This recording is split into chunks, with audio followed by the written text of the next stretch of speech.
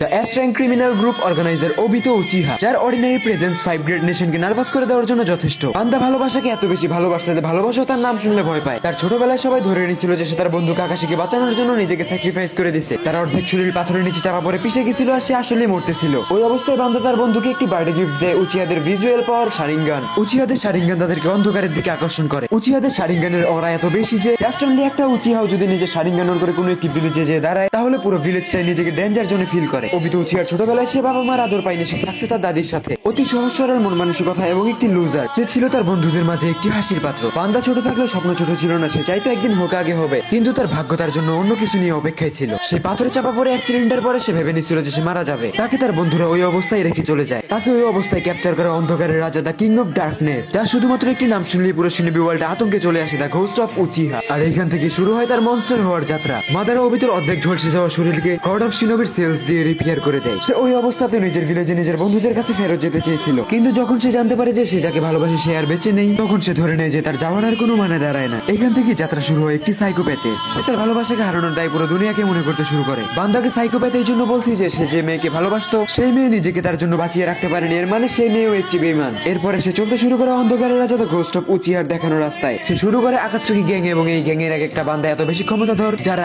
একাই একটি ভিলেজকে wipe out করে দেওয়ার জন্য যথেষ্ট। গ্যাংয়ের প্রত্যেকটা বান্দা literally S rank criminal. Ghost of Uchiha মাদারের কাছে ট্রেন হওয়ার কারণে সে দিনে দিনে একটি সাইকোপ্যাথ কিলার মেশিনে পরিণত হয়। মাদার উচিহা তাকে লিটারালি এত বেশি স্কিলড বানিয়ে দিয়েছিল যে সে নাইনটেল বিস্টকে নিজের ভিজুয়াল পাওয়ারের মাধ্যমে কন্ট্রোল করতে পারত। সে তার ভালোবাসাকে মেরে ফেলার প্রতিশোধ নেওয়ার জন্য পুরো দুনিয়াকে ধ্বংস করতে নেমে যায়। শিনোবি ওয়ার্ল্ডে টেল বিস্ট নিয়ে সচরাচর সবসময় মারামারি লেগেই থাকতো, কিন্তু সেখানে ওবিতো উচিহা একাই পুরো 7 টেল বিস্টকে ক্যাপচার করে ফেলে এবং ডিক্লেয়ার করে দেয় the 4th great Ninja war. যে যুদ্ধের রণক্ষেত্রে ওবিতো উচিহা তাণ্ডব ঠেকানোর জন্য 5 গ্রেট নেশনকে একসাথে হইতে হইছে। বান্দার ক্ষমতা এবং শক্তি এত ইনসেন পর্যায়ে চলে গেছিল যে দ্য গড অফ শিনোবিও তাকে দেখে বলতেছিল একে ঠেকানোর জন্য আমার শক্তি কম পড়তেছে। যুদ্ধের একটি পর্যায়ে যে সে রিয়েলাইজ করতে পারে সে তার জেদের উপর এতদিনই যা কিছু করে আসছে তার কোনো কিছুরই অর্থ দাঁড়ায় না। শুধুমাত্র একটি মেয়েকে ভালোবাসতে যে সে নিজের আপনজন এবং নিজের সবকিছু হারিয়ে ফেলছে, তার স্বপ্ন, তার বন্ধু বান্ধব, তার শিনোবি ওয়ার্ল্ড। এই ব্যাপারটা যখন সে ঠিক মতো বুঝতে পারে তখন সে থেমে যায়, আর এখান থেকে উঠে আসে এক নতুন নাম, the greatest broken hero of all time, Obito Uchiha. এখন তুমি আমাকে বলো এই ভিডিওটা তোমার কেমন লাগছে? আজকের জন্য এই পর্যন্তই। Take care.